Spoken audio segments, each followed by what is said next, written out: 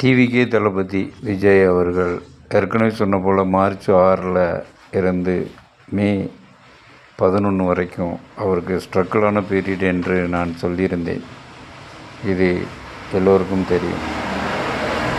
மே 11க்கு அப்புறம் தான் அவர் லிபரல் ஆவார் என்று நான் கடந்த 3 மாதத்திற்கு முன்னே கணித்து கூறியிருந்தேன். அதுதான் நடந்து கொண்டிருக்கிறது.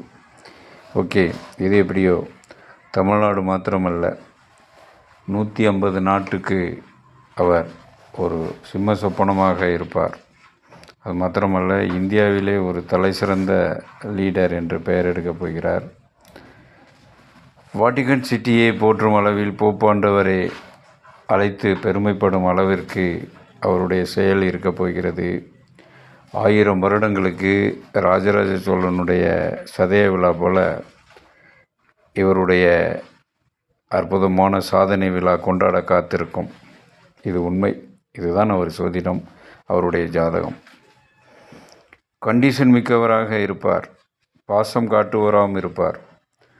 பல பேர்களுக்கு அநியாயம் அக்கிரமம் செய்யும் அரசு ஊழியர்கள் யாராக இருந்தாலும் தண்டனையை கடுமையாக வழங்கும் அரசியல் சூட்சுமதாரி. பொறுத்திருந்து நீங்கள் பார்க்கலாம், அப்போது தெரியும். மிகவும் நேர்த்தியான துல்லியமான அப்பழுக்கற்ற ஆட்சியை கொடுக்க காத்திருக்கிறார். 20 வருடங்கள் என்ன, 200 வருடங்கள் அவர் பெயர் பேசப்பட்டாலும் 1000 வருடங்கள் நிலைத்து நிற்கும்.